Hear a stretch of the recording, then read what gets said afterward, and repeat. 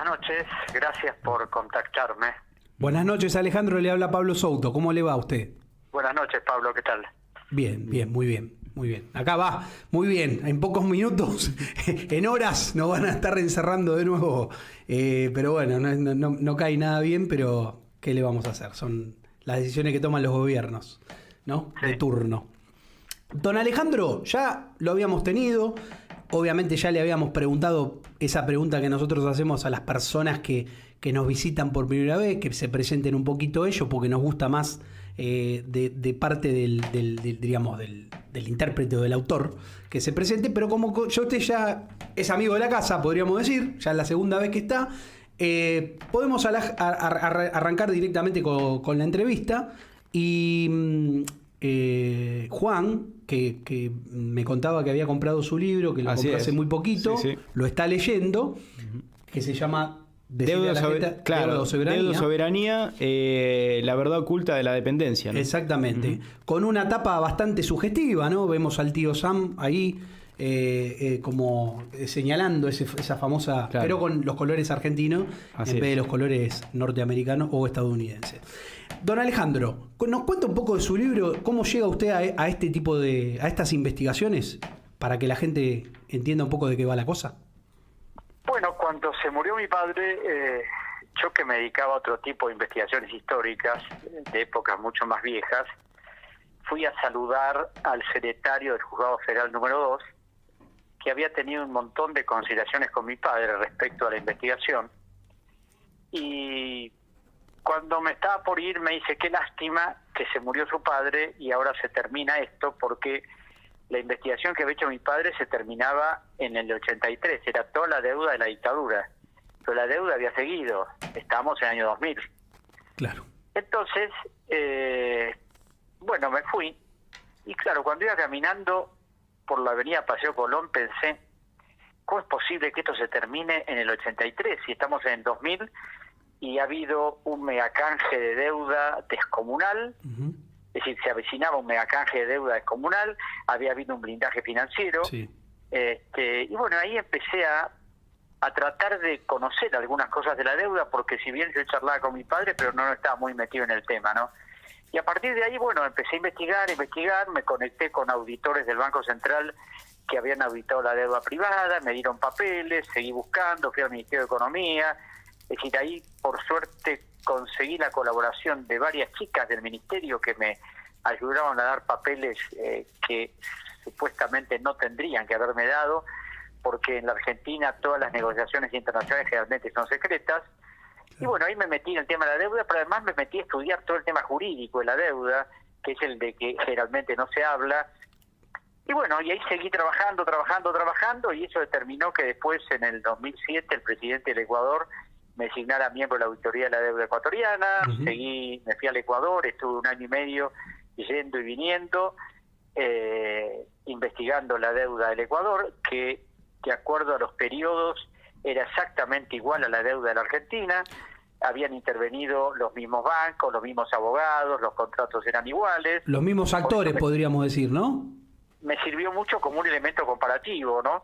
Y después, en el año 2013, el presidente Correa me designó miembro de la Comisión Auditora de los Tratados Bilaterales para ver cómo funcionaban los TBI, el Tribunal del CIADI, y bueno, y ahí es como que ya no paré más. Claro.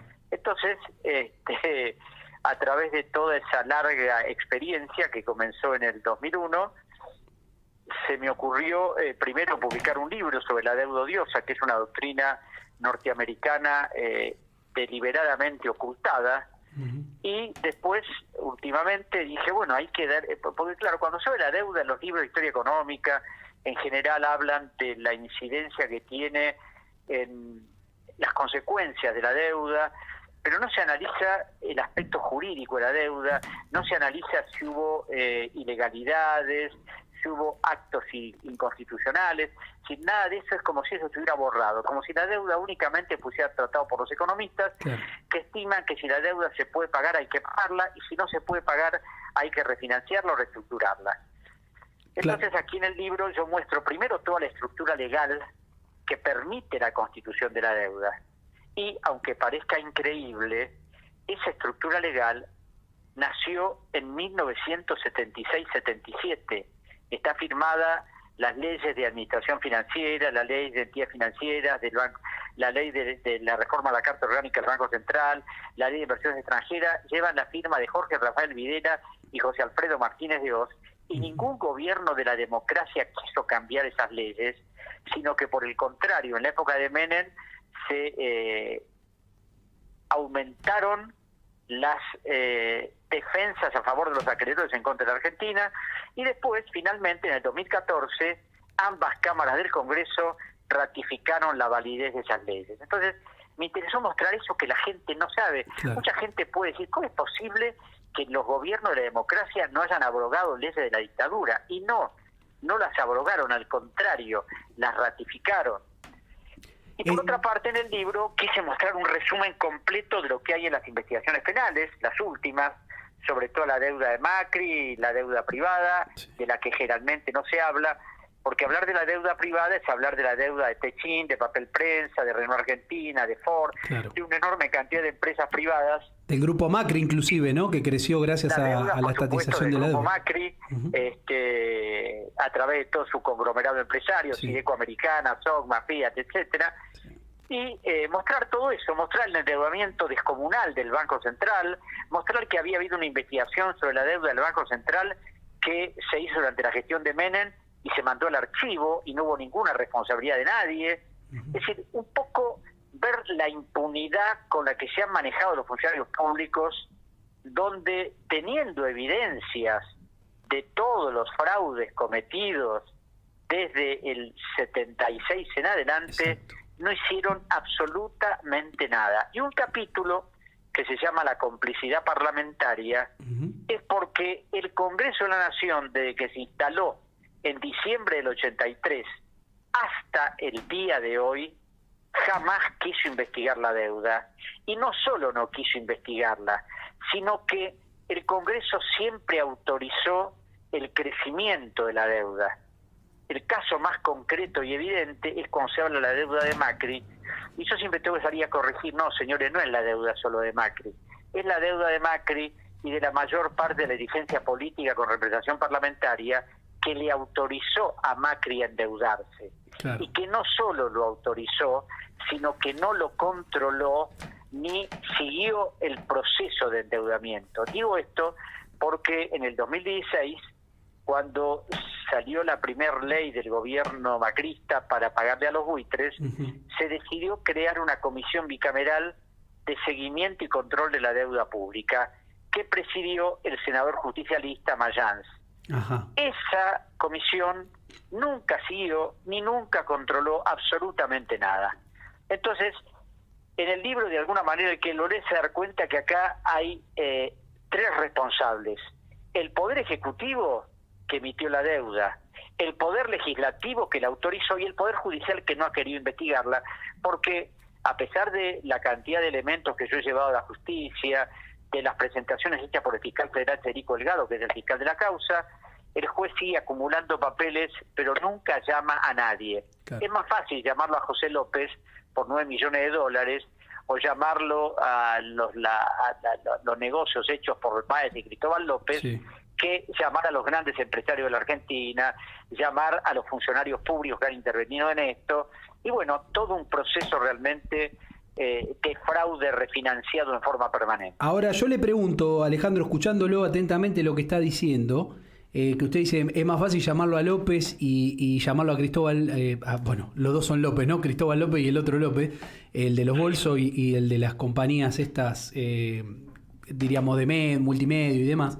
Y no llamar a los grandes grupos empresarios. Ahora, esto es una manera distractoria, pero en definitiva, creo que los dos casos están haciendo lo que está mal, que es el defalco hacia la nación, ¿no?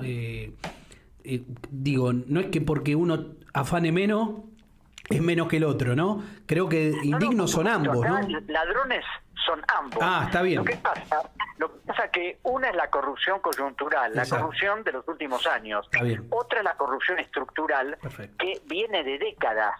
Es decir, es una cosa ya es endémico el problema ese.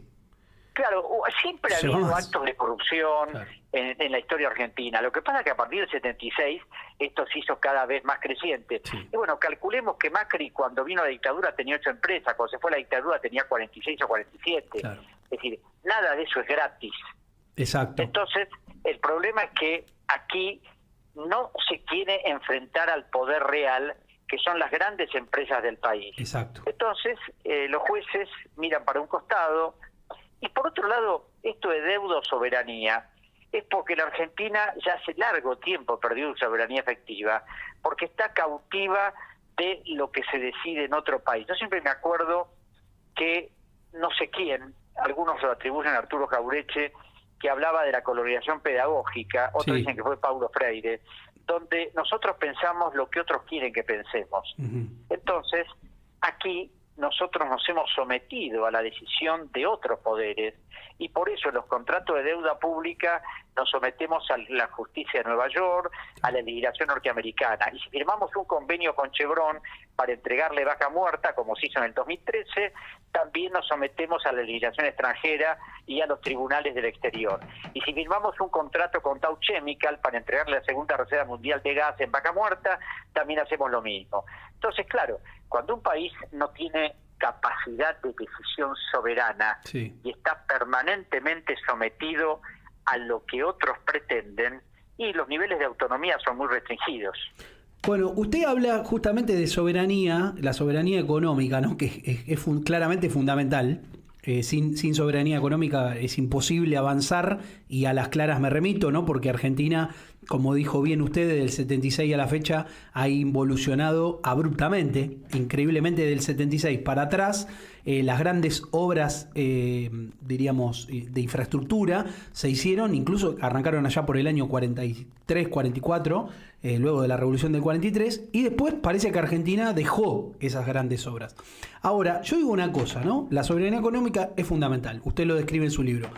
¿Por qué cree que el pueblo desconoce esto de la constante entrega? ¿Es porque no se habla? ¿Porque nadie quiere exponerlo? ¿Porque son todos cómplices, tanto la oposición, al que le toca ser oposición, como al que le toca ser gobierno? Usted habla del 83 y a la fecha, y del 83 a la fecha han cambiado, ¿no? Tuvimos radicales, luego vino un gobierno supuestamente peronista, ¿no? Que era el liberal de Carlos Menem, que seguían, diríamos, en correlación económica a las leyes impuestas por Martínez de Hoz, ¿no? Con Cavallo, que había estado también con la dictadura militar y que fue uno de los que tatizó la deuda de Macri, si no me equivoco.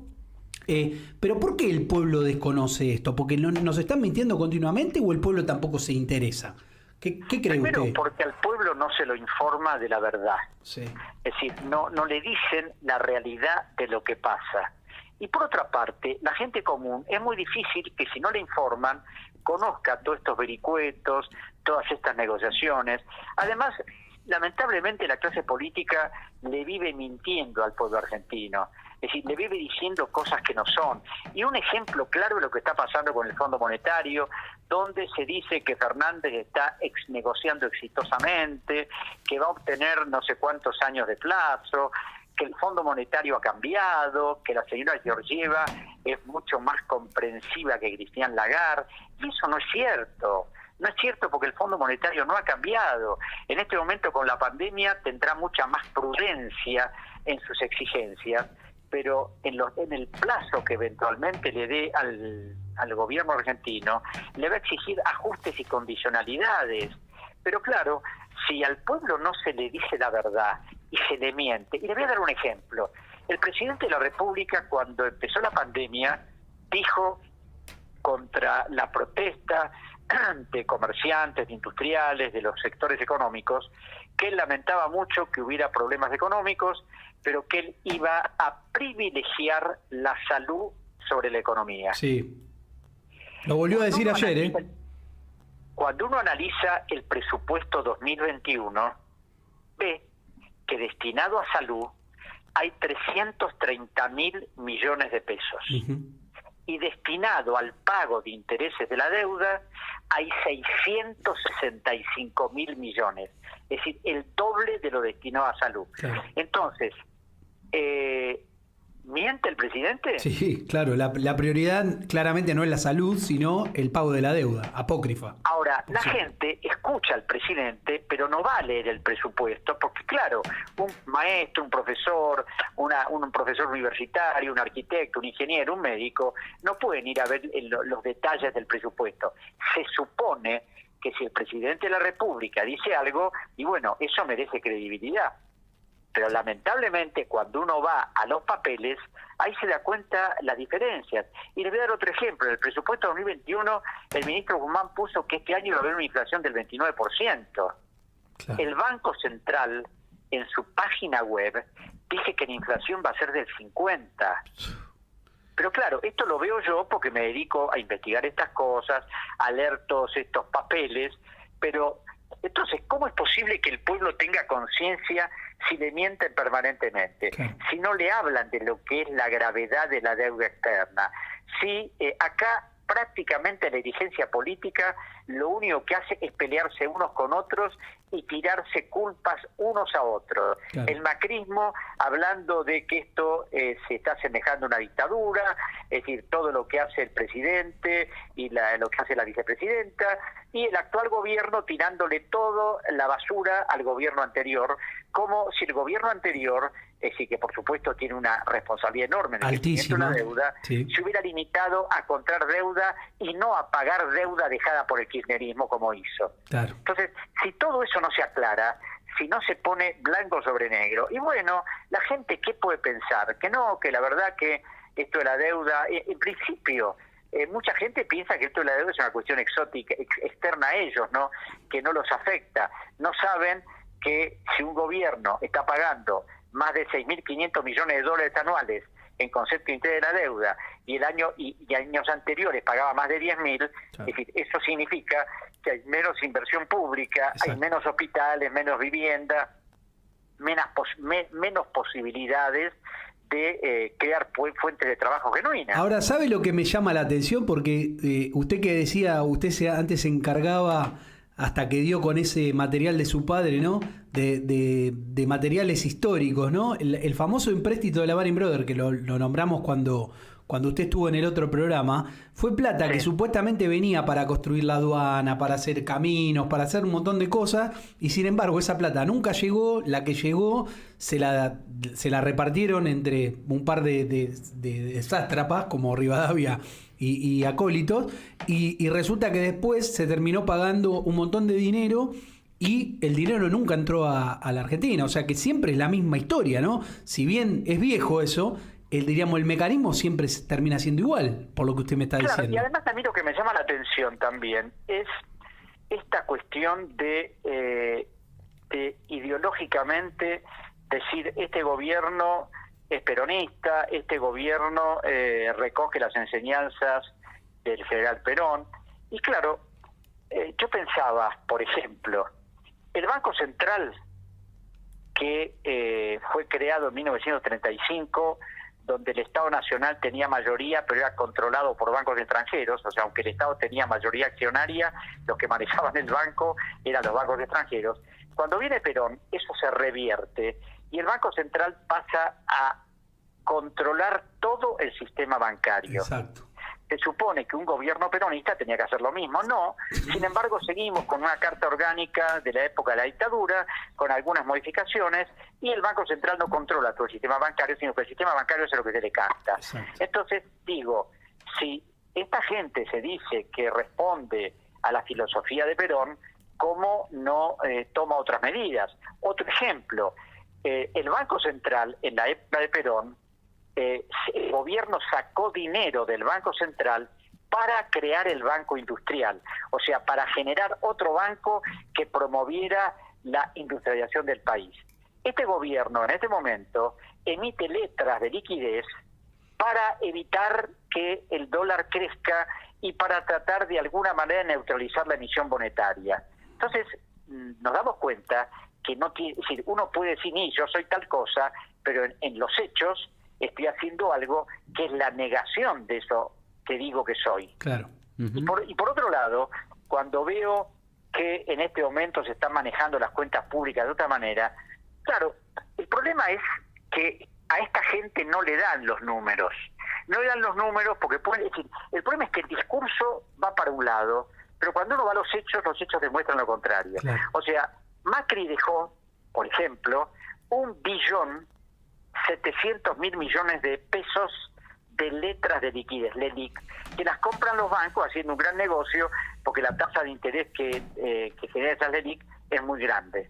Bueno, se supone que este gobierno, que responde a otras características, no tendría que haber aumentado esa emisión de letras. Bueno, en este momento hay 3 billones de pesos de LELIQ.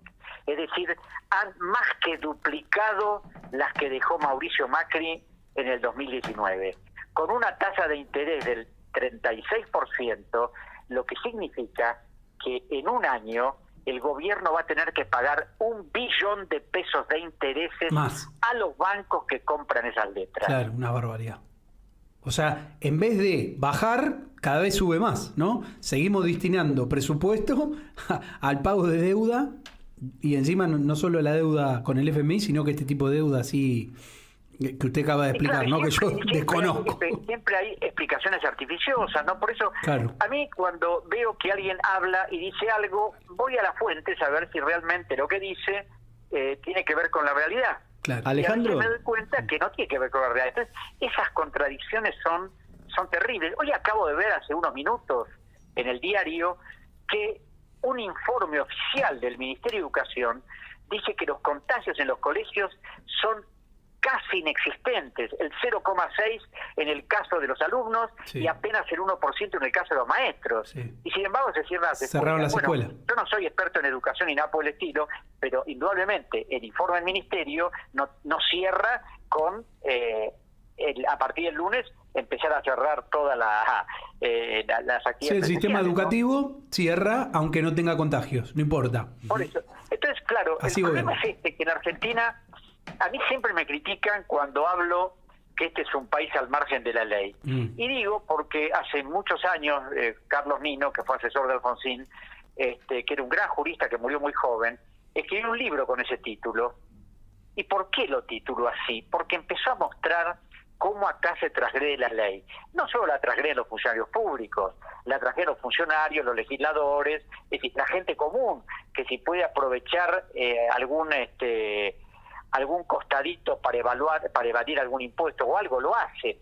Entonces, cuando no se tiene conciencia de eso, cuando la ley se transgrede permanentemente, cuando en este momento la justicia en algunas cosas mira para un costado y se ocupa de perseguir a unos y disculpar a otros, porque fíjese, el otro día, hablando con el fiscal Delgado, algo que él sostiene en sus libros además, ¿no?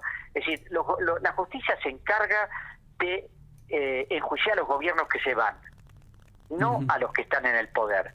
Así como en la época de Macri se juzgaba y se había cantidad de juicios sobre los kirchneristas, ahora los juicios recaen mayormente sobre los funcionarios del macrismo.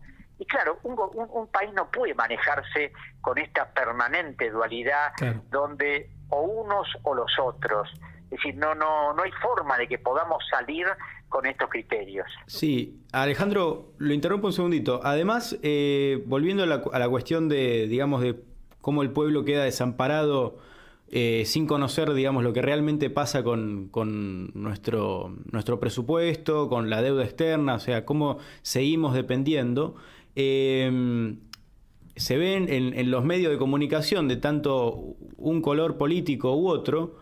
Usted habla un poco en su primer capítulo, en unos párrafos, digamos, cómo los economistas suelen usar una retórica muy complicada, muy críptica, como para que, digamos, no se entienda. Claro, para que no se entienda, exactamente.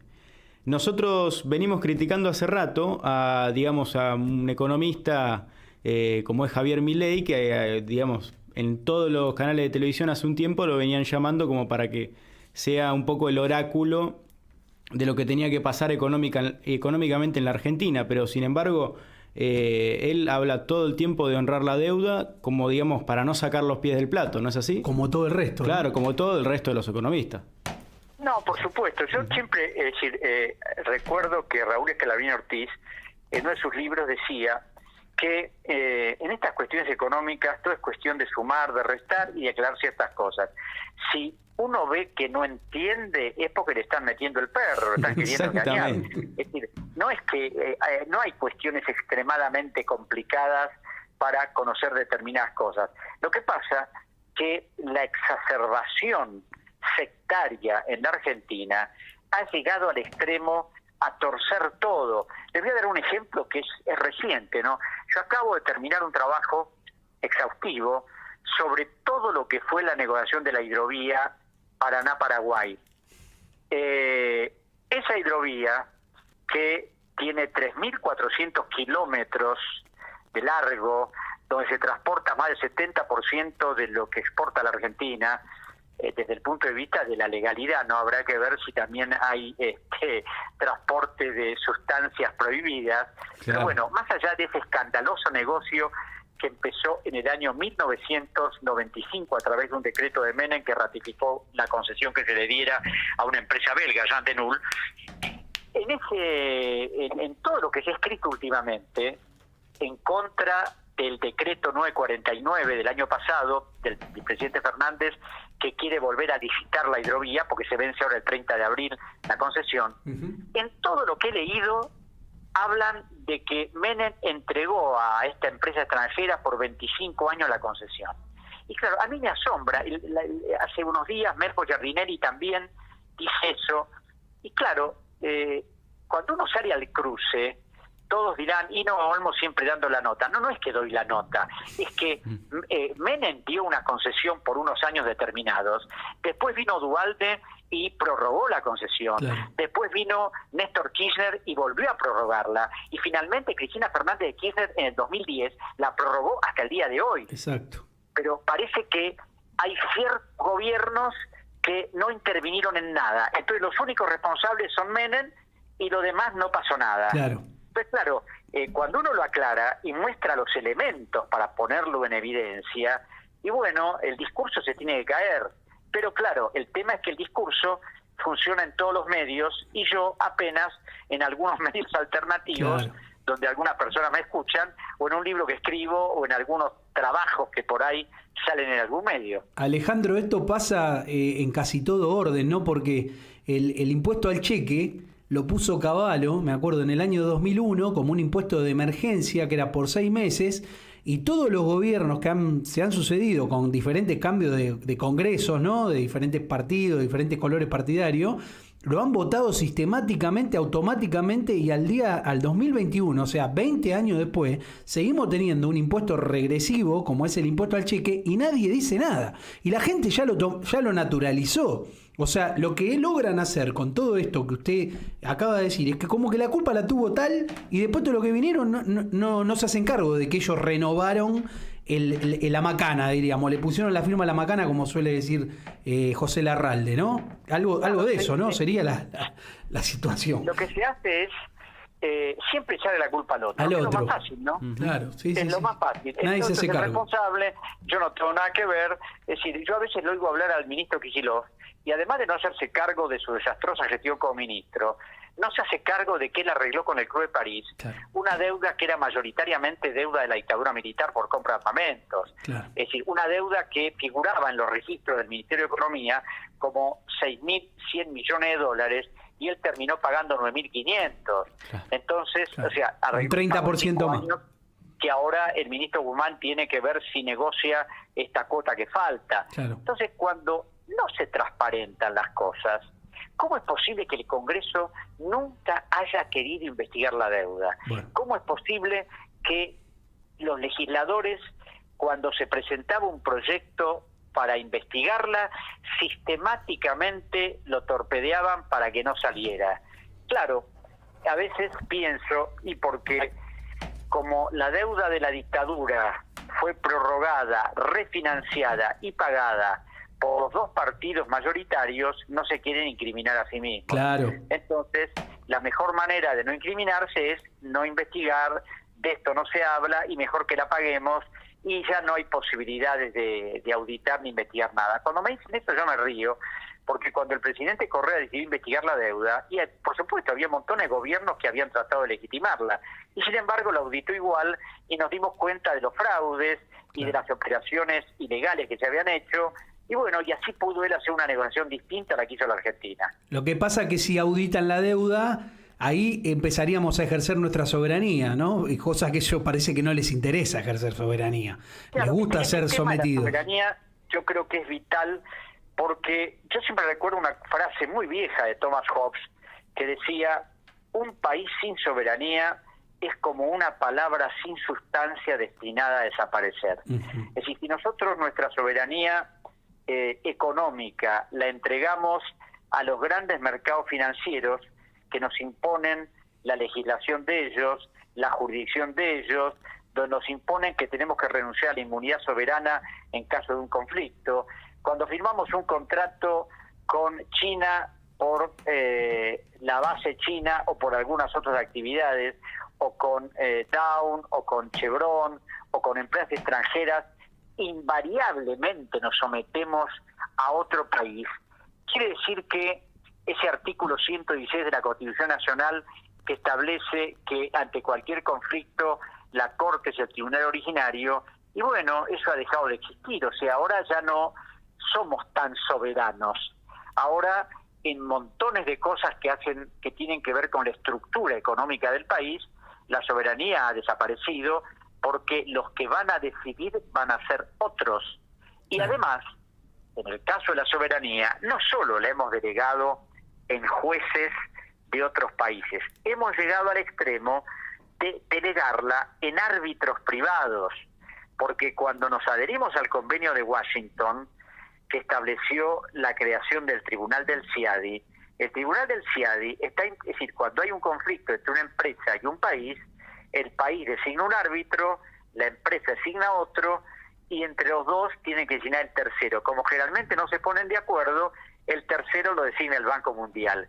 Y naturalmente, esto yo lo pude verificar a través de la investigación que hicimos en el Ecuador, los árbitros siempre salen de un conjunto de abogados que han representado a las empresas extranjeras. Y por supuesto, en todos los pleitos siempre el perjudicado es el país. Entonces, no ya nos sometemos a una jurisdicción legal de otro país, sino a un arbitraje privado de unos señores que a través de un convenio van a decidir si tenemos o no tenemos razón. Claro. Con el agravante de que si nosotros sometemos al país a otra jurisdicción, podemos apelar a varias instancias de ese país, y después, en definitiva, si la pretenden ejecutar esa acción, la Corte Suprema puede negar el exequatur y discutirlo. En el caso del Tribunal del CIADI, las resoluciones del CIADI son absolutamente inapelables. Claro. No se puede recurrir a nadie más. O sea, lo que dicen es así, no hay manera de objetarlos. Exacto. Le hago una consulta, usted cuando estuvo con nosotros la otra vez habló de la doctrina Drago, ¿no? Algo así, ¿puede ser? Sí. Como para refrescar un poquitito, ¿eso sería una manera de atenernos a alguna norma internacional para el no pago de deuda? Porque no me quedó bien en claro ese concepto. Cuando esto antes de Drago, un jurista argentino, el doctor Carlos Calvo, en su Tratado de Derecho Internacional Público, planteó que en caso de un conflicto, el país es donde debe dirimirse el conflicto. Exacto. Y Drago enfrentó a una gran potencia como era Inglaterra, que ante un problema que hubo con el Paraguay, en la época que gobernaba el país Carlos Antonio López, pudo enfrentar al país a través de una articulación jurídica muy importante, y a partir de ahí empezó a defender el derecho de nuestros países para oponerse a la prepotencia de las grandes potencias. Entonces, en su Tratado de Derecho Internacional estableció que cuando hay un conflicto, el conflicto tiene que ser juzgado en el país. Cuando vino el doctor Drago, él ya como fiscal de Estado de la provincia de Buenos Aires había establecido que en el caso de cobro de deudas, el acreedor que contrae una deuda con un país deudor, primeramente sabe con quién está contratando, con un país soberano, sabe que ese país soberano puede ejercer su soberanía y rechazar cualquier acción que quiera hacerse en otro país. Y además, cuando era presidente el general Roca, en ese momento el doctor Drago envió una nota, que es la famosa doctrina Drago, al ministro argentino en Washington, Martín García Merú, donde le decía que la Argentina de ninguna manera iba a aceptar el cobro compulsivo de las deudas públicas, porque esa nota fue con motivo de la invasión a Venezuela por parte de varios países europeos que querían cobrar sus deudas. Entonces, esa doctrina Drago y ese antecedente, el doctor Calvo, siempre fue receptado por la doctrina jurídica en montones de partes del mundo. Pero claro, a partir de la década del 70, toda esa doctrina jurídica empezó a cambiar, se empezó a decir que los países ya no éramos tan soberanos, y la Argentina se sometió a todo eso. En ningún momento cuestionó nada y de alguna manera se olvidó de esos legendarios personajes que habían luchado tratando de que la soberanía del país nunca fuera puesta en juego en otra jurisdicción. Claro. Qué complicado, ¿no? Porque evidentemente son sesgados en qué les sirve y en qué no. Justamente para utilizar recursos en donde se defienda la soberanía económica y la independencia económica, los tipos hacen como que se hicieron los onzos y la dejan pasar, ¿no? No, y por otro lado, nosotros que copiamos minuciosamente lo que en una época ocurría en Londres y después en los Estados Unidos, cuando yo hablaba, y eso lo traté extensamente en mi primer libro, La deuda odiosa, siempre me llamó la atención que una doctrina jurídica que es muy vieja, porque quizás la primer puesta en práctica de esa doctrina se hizo cuando se firmó el Tratado de París, que puso fin a la independencia de Cuba, que puso fin a la guerra por la independencia de Cuba. En ese momento el gobierno de España le reclamó a Cuba y Estados Unidos el pago de la deuda externa cubana.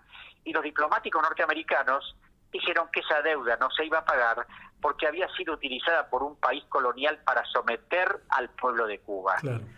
Eso, a través de varios doctrinarios franceses, italianos, de alguna manera se fue perfeccionando, pero Estados Unidos la adoptó así de una forma mucho más orgánica cuando un expresidente de los Estados Unidos, que era presidente de la Corte Suprema de su país, el doctor William Taft, fue llamado a mediar en un conflicto entre el Royal Bank de Canadá y el gobierno de Costa Rica. Y el doctor Taft dijo que la deuda costarricense no había que pagarla porque había sido contraída por un dictador para mantenerse en el poder.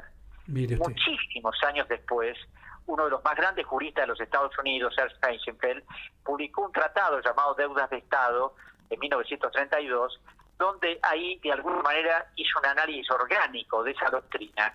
Y Estados Unidos la puso en práctica hace muy poco con la deuda de Irak. Dijo, la deuda de Irak no se va a pagar porque fue contraída por un dictador para mantenerse en el poder. Ahora, ¿cómo es posible que la Argentina, tan cultora de las tradiciones norteamericanas, tan obediente a los mercados norteamericanos y a los bancos, no se le haya ocurrido por lo menos tratar de argumentar a ver qué pasaba?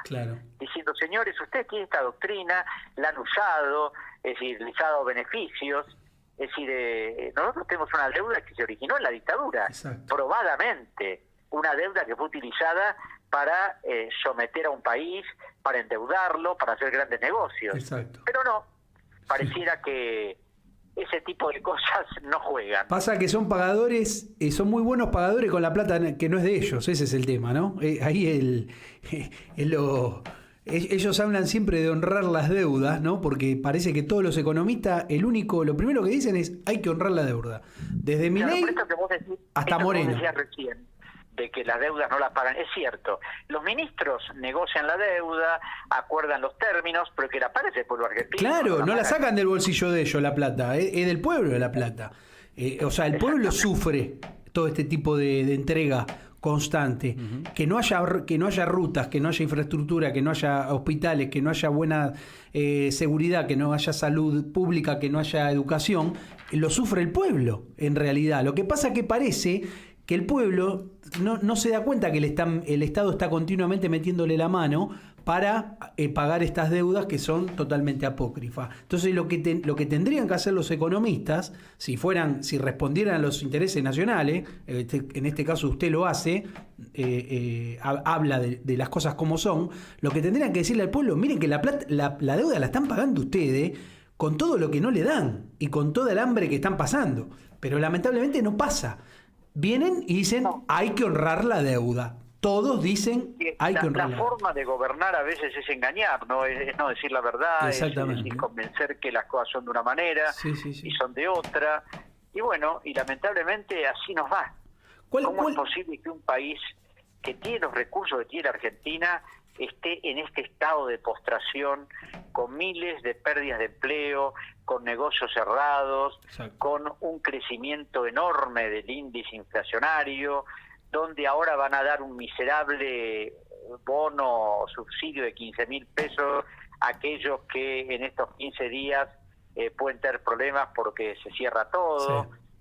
Claro, es como que uno dice, sí, pandemia también hay en Alemania, en Francia, en otros países, pero otros países que no tienen nuestro producto bruto, sino que tienen otro mucho mayor, que tiene industrias, que tienen bancos que funcionan y que tiene una estructura que les permite, más allá de las consecuencias del coronavirus, que las sufre todo el mundo, pero por lo menos que su población no sufre lo que está sufriendo en este momento la Argentina. Bueno, claro. El presidente dice, esta pandemia la está sufriendo el mundo, pero lo que no dice que el mundo no está, o al menos el mundo al cual él se refiere, ¿no? Que es el primer mundo, no tiene un 60% de índice de pobreza. No tiene más del 70% de los chicos que no comen. Tampoco dice que los Estados Unidos han dado cientos de miles de millones de dólares para acompañar a toda la gente que ha tenido problemas en este momento. Claro. Los países de Europa han largado un rescate de 750.000 millones de euros. Claro. Eso no lo tiene la Argentina. Entonces no es lo mismo un país que tiene las carencias que tenemos nosotros a países que se van a manejar de otra manera. Exacto. Sí, cuando le conviene se compara con el mundo y en lo otro se hace el OPA, ¿no? Acá hay una nota, una preguntita de un oyente. Así es. Nos llega una pregunta de un oyente que, muy interesado, digamos, en la entrevista de hoy, ya nos mandó anticipadamente su pregunta. Dice, ¿en cuánto se incrementó la deuda en la pandemia?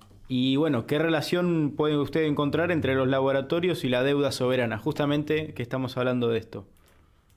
Bueno, la deuda se incrementó durante la pandemia hasta ahora en 20.000 millones de dólares. A la pelota. 20.000 millones de dólares. La deuda del Banco Central también ha aumentado, como les acaba de decir, el índice de LELIQ emitida se duplicó respecto a la que dejó Mauricio Macri. Claro. Es decir, y el tema de los laboratorios es algo extremadamente complejo porque es otro de los anuncios que no se concretó.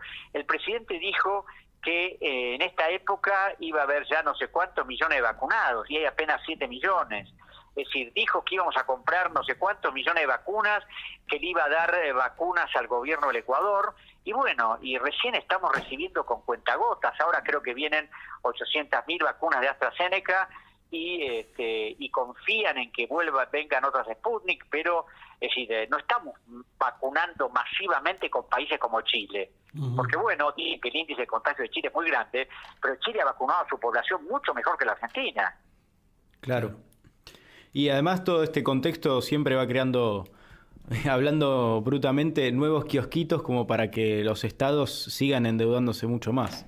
No, por supuesto. Y por otro lado, claro, con todo este tema de la vacuna, las competencias entre laboratorios, hay cosas muy viscosas, ¿no? Cosas muy difíciles de ver a través de lo que son los negocios que hacen los laboratorios con la salud de la gente. Claro. Porque, es decir, bueno, si la gente se enferma y tiene un medicamento para curar la enfermedad, hay que ver si ese medicamento que tiene montones de contraindicaciones no le genera otros trastornos que lo obligan a buscar otros medicamentos. Bueno, Es un tema que yo no domino ni claro, conozco, más vale. pero veo a veces índices estadísticos de una serie de cosas que son preocupantes. Igual es llamativo, ¿no? Que en una pandemia mundial, ¿no? El único país que haya crecido su PBI abruptamente fue el de China, ¿no? Y hoy de China no habla nadie.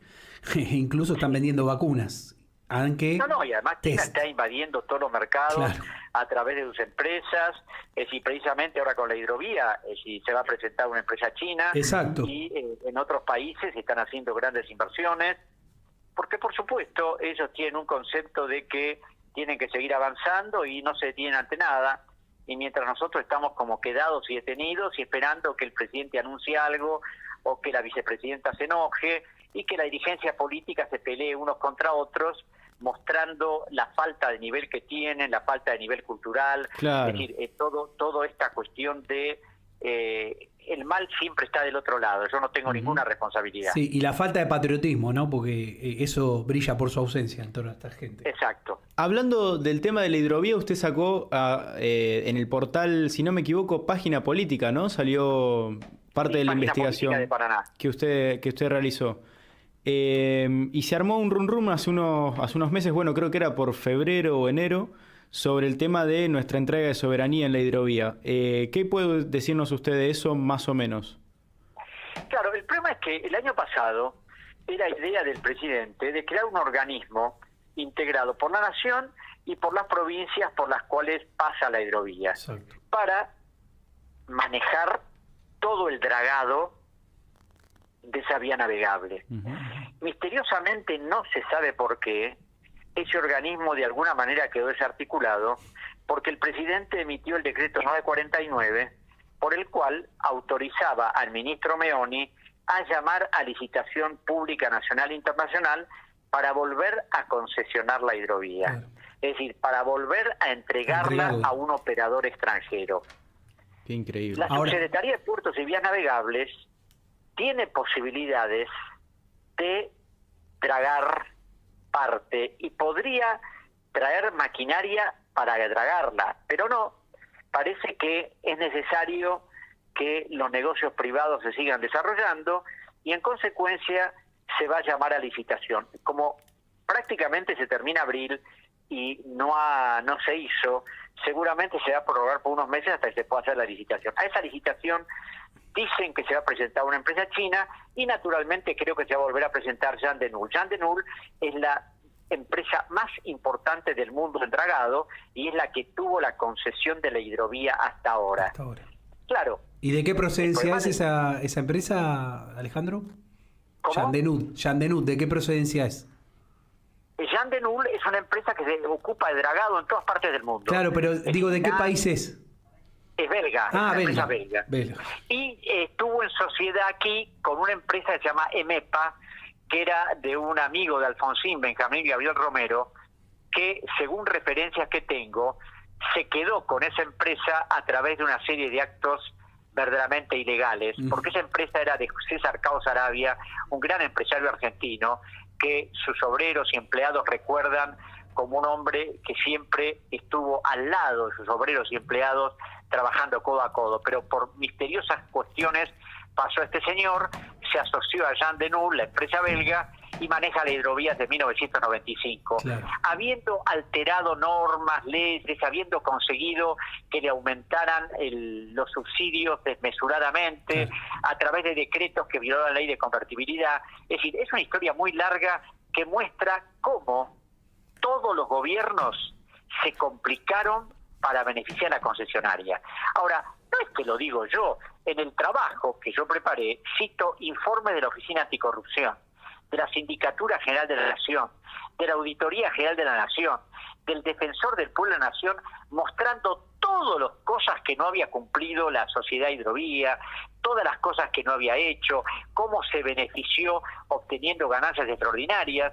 Pero bueno, a pesar de eso, se le autorizó a seguir la concesión del 2010 en adelante y ahora posiblemente se hará una nueva sociedad, o ganarán los viejos o vendrá una nueva sociedad y seguirá ganando con la hidrovía porque imagínense lo que se transporta por la hidrovía. Claro, toda claro. la soja, todo el maíz, el trigo, productos mineros, es decir, son 3.400 kilómetros donde la mayor parte de los buques que transportan alimentos pasan por ahí, los Claro. buques metaneros. Es decir, es una cosa que para una empresa que cobra peaje por cada barco Claro. que pasa, Es una fortuna. un negocio descomunal. No, pero por favor. Y encima, como la canción de Atahualpa Yupanqui, ¿no?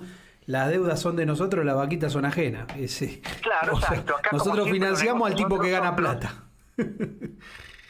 ¿Qué va a hacer? Qué terrible. Como para ir cerrando ya la entrevista, porque, bueno, podríamos estar horas, el tema de un tema pasamos al otro y todo es entrega. ¿Usted ve un futuro esperanzador con esta clase política, con esta casta política que tenemos o estamos jodidos? Bueno, pregunta difícil, ¿no? Porque en principio yo las cosas que hago es porque tengo esperanza de que algo cambie.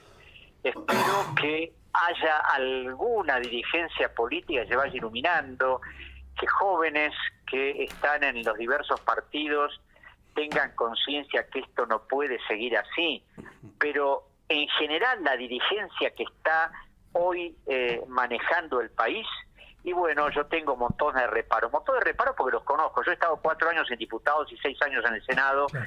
He visto cómo se manejaban los favoritismos, los nombramientos, los ñoquis. Claro. He visto acuerdos realmente espurios. Entonces, claro, hay algo que tiene que ver con la ética pública que la han transgredido siempre. Entonces, que cambie. Y bueno, yo no creo que sea tan fácil, ¿no es cierto?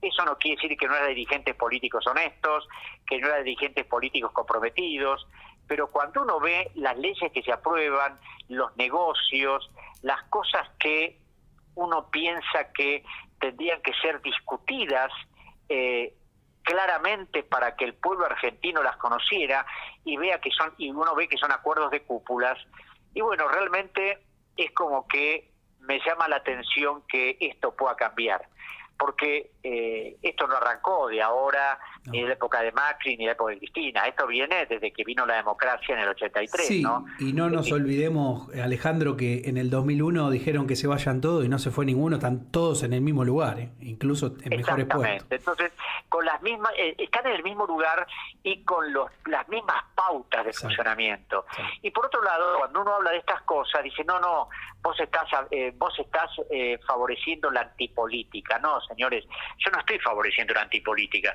Yo estoy tratando, a través de mis críticas, de que haya otra clase de dirigencia política, que si vota una ley, la conozca, y no como ha habido legisladores que han votado leyes que no sabían de qué se trataban, o legisladores que están pintados, o legisladores que presentan proyectos que no sirven para nada, o proyectos de declaración, o que nunca van a las sesiones, nunca van a las reuniones de comisión. Es decir, legisladores que son una vergüenza, que carecen de un nivel cultural como que había en otras épocas. Cuando a veces algunos me cuestionan que yo haga estos comentarios, es muy simple. Vayan a los diarios de sesiones de 1920, 1930, 1940, 1945, y fíjense, tanto de un lado como del otro, el nivel de la dirigencia política que había. Impresionante. Las formas de hablar, de Sí. manejarse, de manejar cifras. Había corruptos, por supuesto. Como No es siempre. que eran todas personas, pero había un nivel distinto. Es decir, no era esto de ahora de votar masivamente porque el jefe máximo se lo ordena. Claro. Porque inclusive en la época de Perón, cuando se firmó el Tratado de Chapultepec, hubo una enorme cantidad hubo un montón de diputados peronistas que se negaron a firmarlo. Claro. Y se negaron a ratificarlo porque entendieron que no había que hacerlo. Claro. Y cuando fue el contrato de la California Argentina con la empresa que era subsidiaria de Standard Oil de Nueva Jersey en el año 54, hubo también una cantidad de legisladores justicialistas que no quisieron votarlo. Claro. Entonces, eso ahora prácticamente no existe. Ahora es el Poder Ejecutivo manda el proyecto y dice hay que votarlo y lo votamos a libro cerrado. Y por supuesto hay discursos, porque todos quieren hablar ante determinados proyectos, discursos que son repetición unos de otros, discursos que son leídos en Sí. su mayor parte, cuando hay reglamentos que establecen que los legisladores no deben leer. Exacto. Pero bueno, todos leen. Y encima, Hasta en que idioma, no se leía. y encima en muchos casos en idioma inclusivo. Claro, bueno, eso por supuesto, ¿no? Porque Es pareciera que paupérrimo. eso es en este momento algo tan fundamental, Claro. que si usted no habla de esa manera, bueno, puede tener problemas de todo tipo. Está mal visto, claro, tal cual. Hablar como corresponde, sin leer y diciendo algo sustancioso, hoy en día eso es fascista. Sí, exactamente.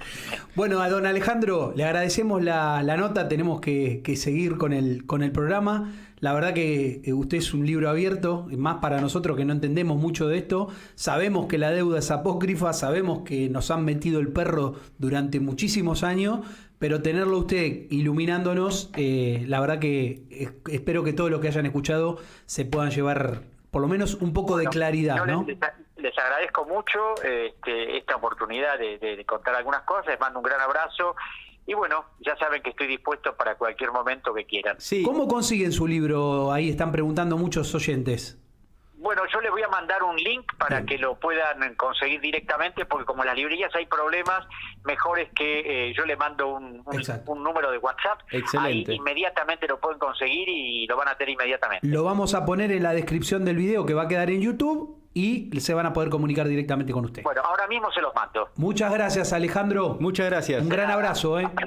Igualmente, hasta luego. Bueno, así pasaba Alejandro Olmos Gaona.